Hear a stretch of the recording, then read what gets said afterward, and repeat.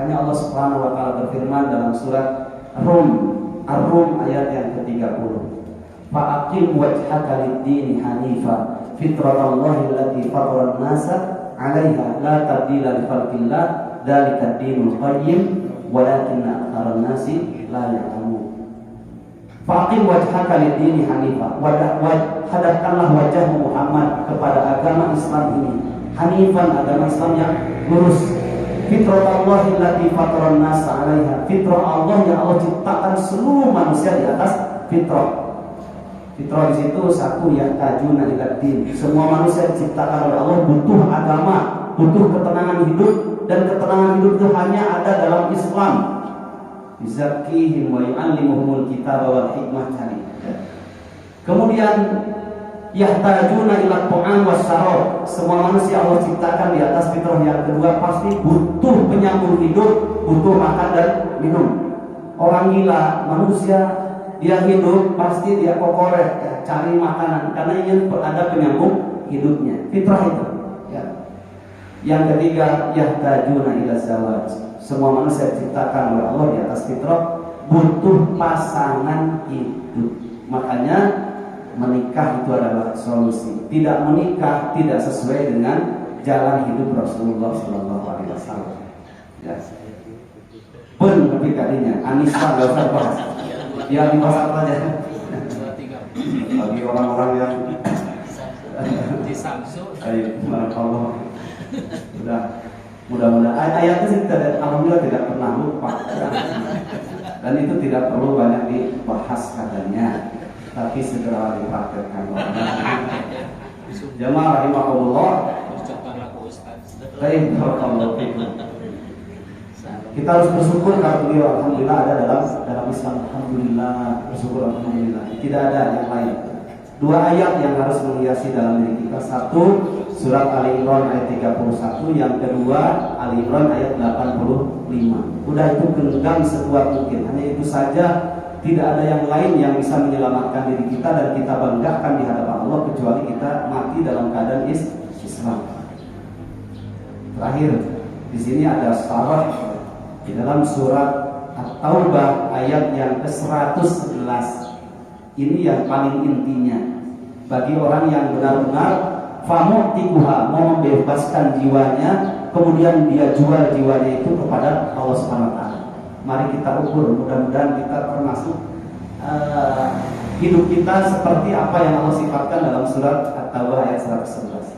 Innallaha ashtara minal mu'minina anfusahum wa amwalahum bi anna lahumul jannah yuqatiluna fi sabilillah fayaqtuluna wa yuqtalun wa'dan 'alaihi haqqan fit Taurati wal Injili wal Qur'an wa man awfa bi 'ahdihi minallahi fastabsiru bi bai'ikum alladhi bay'atum bi wa dzalika huwal fawzul 'adzim.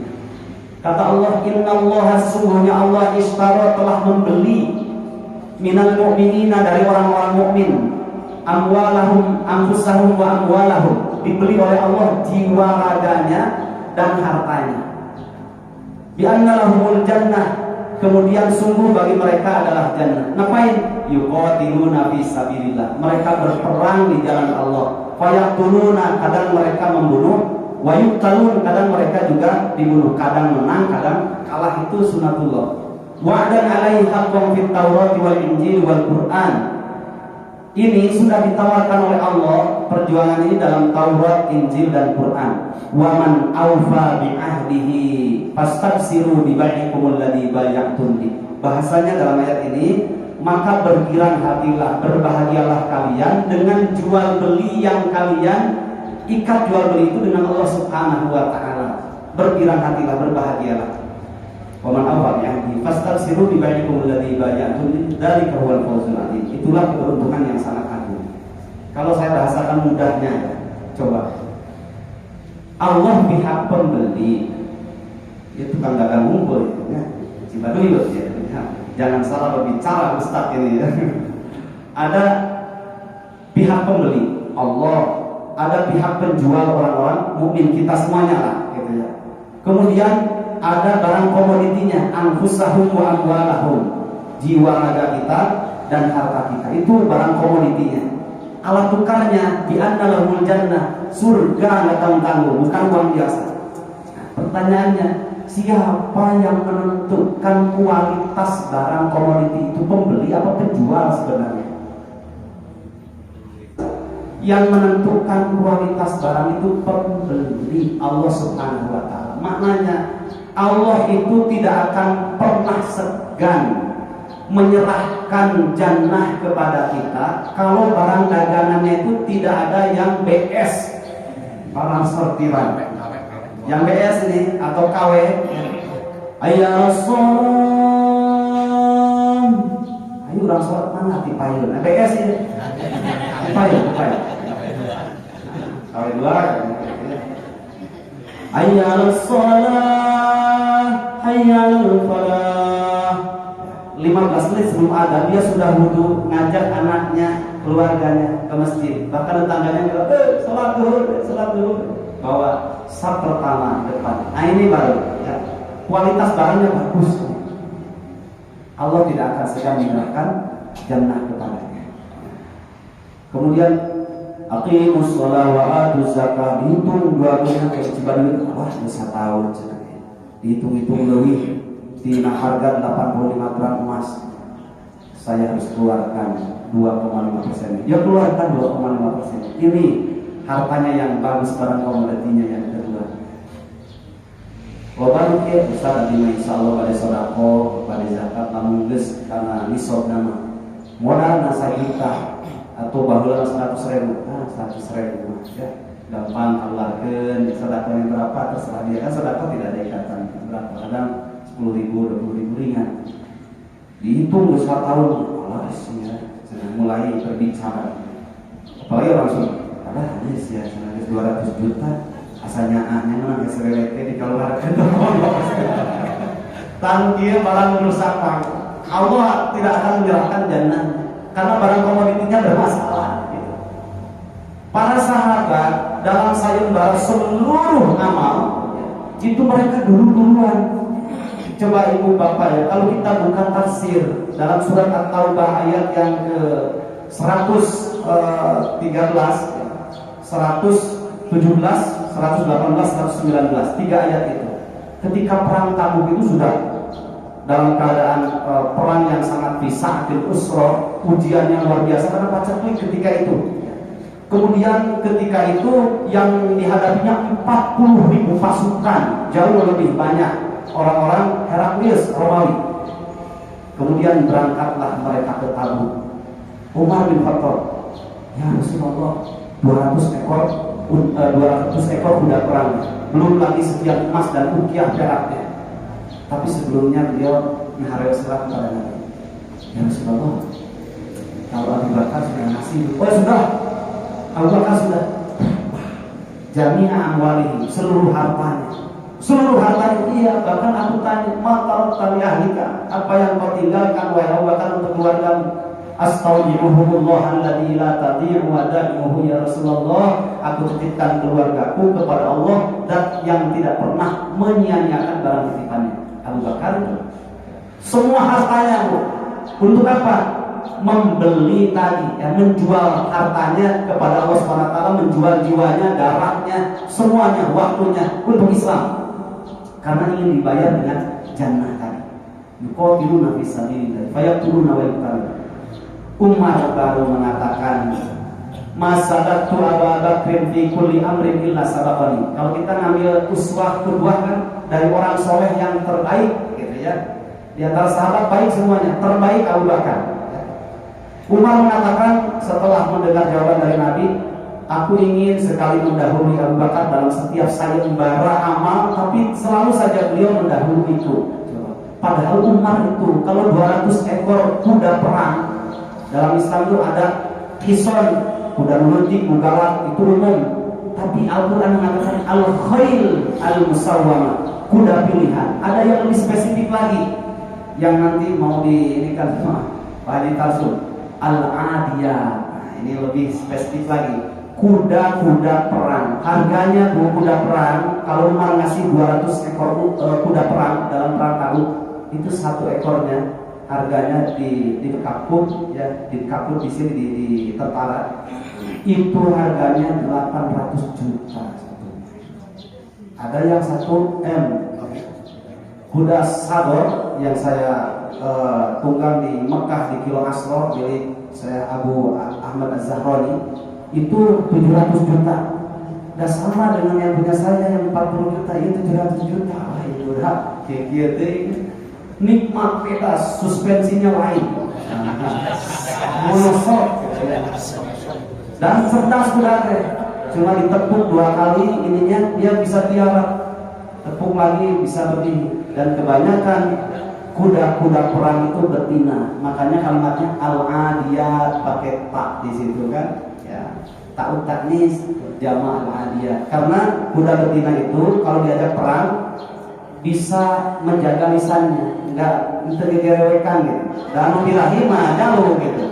Nah, makanya benar Al-Quran itu. Saya ketika ke Turki, ya kalau jalan-jalan itu ke Turki umroh plus silitur ke Turki, jalan-jalan nanti ke Hagia Sophia Sultan Mehmet. Kemudian jangan lupa ke tempat yang paling bersejarah, Konstantinia. Di situ ada Masjid Muhammad Al-Fatih. Tanya di situ ada sejarahnya. Pembebasan Konstantinia itu semua kuda yang ditunggang oleh Muhammad Al-Fatih dan juga para tentaranya betina. Ya. Karena betina itu tara digerewekan kuda, ya. Kuda yang tara digerewekan. Uskan betina. Jauh. Tapi manusia yang perempuan beda, ini mah kuda ceritanya. Itu kalau perang diam al-adiyat kan pakai tak di situ. Jadi luar biasa. Jamaah rahimakumullah. Kemudian hitung saja sama ibu 801 M kali 200 ekor berapa itu? Itu Umar. Abu Bakar seluruh hartanya untuk apa? Ingin dirinya itu pantas dalam pandangan Allah Subhanahu wa taala. Jadi setiap saat itu para sahabat qad aflaha man zakkahanya itu dalam setiap amal soleh ingin dalam pandangan Allah itu bagus nilainya, harganya mahal gitu. Ya. Ketika ada kekurangan-kekurangan dirinya seperti sahabat tadi yang di waktu Ramadan, dia datang jujur kepada Nabi menyampaikannya karena ingin apa? Qad aflaha man zakkah, ingin baik dalam pandangan Allah. Ketika Rasul ada ingin di hadapan Rasulnya juga baik. Nah, jemaah rahimakumullah, begini apa nih kekurangan saya ini, apa lagi begitulah ya. Orang yang tadi famu atikuha aumu bikuha. Yang mubikuha mah lempeng we. Hayya sholat batur tihru apa heula kana lempeng we nyurutna teh. Biasa. Naon sudah mana? Dipayun aja dibawa lagi. Karena datang. Nah, ini namanya orang yang mubikuha, dia membinasakan dirinya. Ketika zakat ini kumpul-kumpul, ini setahun 2 kali aya mencit hewan kurban, terus aya Idul Fitri naonan ya teh lempeng we sudah kumaha gitu. Tidak berpikir karena apa? Jiwa raganya diikat oleh dunianya. Tapi orang muslim ya, hati dan pikirannya sudah di akhirat, di dalam surga, badannya ikut saja. Itu bahasa Ibnu Qayyim. Makanya setiap apapun yang dilakukan dari sejak dia bangun sampai melakukan aktivitas sampai tidur lagi, yang keluar dari kalimatnya itu bukan tidur lagi, bangun lagi, tidur lagi, bangun lagi, bukan begitu ya. Tapi bagaimana dari sejak bangun sampai tidur itu benar-benar dalam penilaian Allah checklist, wah ini bagus, nggak ada itu merahnya, nggak ada ya, nggak ada merahnya, bagus semuanya gitu ya. Pas nanti ketika meninggal itu sudah siap, inna sholati wa nusuki wa mahyaya wa mamati lillahi rabbil alamin. Ya Allah, sungguh seluruh sholatku selama hidupku, seluruh hidupku selama hidupku dan matiku aku peruntukkan hanya untuk Engkau ya Allah, Rabb semesta alam. Wala tamutunna illa wa antum muslimun. Janganlah kalian mati kecuali dalam Islam. Baru ini orang yang merdeka yang sesungguhnya. Inilah orang yang sukses yang sesungguhnya. Ya ayyatuhan nafsul mutmainnah irji'i ila rabbiki radiyatan mardiyah fadkhuli fi 'ibadi wadkhuli jannati. Seperti Abu Hurairah ketika meninggalnya begitu masukkan diri yang lahat, kemudian bertakbir para sahabat karena mendengar ada suara yang membacakan ayat itu. Wahai jiwa yang tenang, kembalilah kamu ila rabbiki radiyatan mardiyah, kepada Rabb dalam keadaan ridho dan diridhoi. Masuklah kamu bergabung dengan hamba-hambaku yang sudah lebih dulu masuk ke dalam rahmatku. Wadkhuli jannati, dan masuklah wahai jiwa yang tenang ke dalam jannahku. Begitu juga Sa'ad bin Mu'adz, seorang pemimpin Islam yang cuma 7 tahun. Dia masuk Islam usia 31 tahun, kemudian meninggal dalam usia 37 tahun, kurang lebih 6 atau 7 tahun hidupnya. Tapi dia bisa memasukkan Islam seluruh bawahan-bawahan dari kabilahnya itu. Ketika meninggalnya Abu Musa al-Asy'ari itu salah satu di antara orang yang menggali kuburannya. Dia mengatakan, setiap satu cangkul yang aku tarik untuk kuburannya Sa'ad bin Mu'adz itu keluar aroma wangi, sewangi kesturi. Yang kedua, ketiga terus sampai terakhir, hatta ketika jasadnya dimasukkan itu aromanya jauh lebih kuat lagi. Ya. Kemudian setelah itu Rasulullah SAW bersabda, ihtazza arsyur rahman bimauti Sa'ad bin Mu'adz. Dalam riwayat Imam Muslim, sungguh ihtazza arsyur rahman, sungguh bergetar arsy Allah yang Maha Rahman itu bimauti Sa'ad bin Mu'adz, dengan kematiannya Sa'ad bin Mu'adz. Kenapa?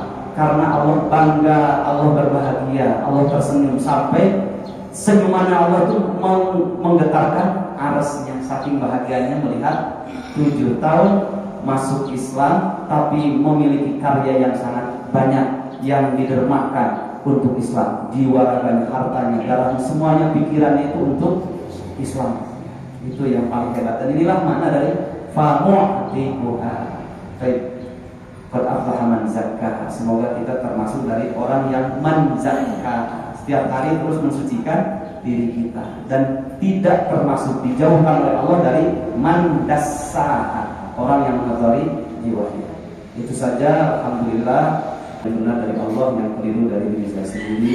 Mudah-mudahan Allah Subhanahu wa taala mengampuni dosa kita semuanya. Billahi taufiq wal hidayah. Assalamualaikum warahmatullahi wabarakatuh.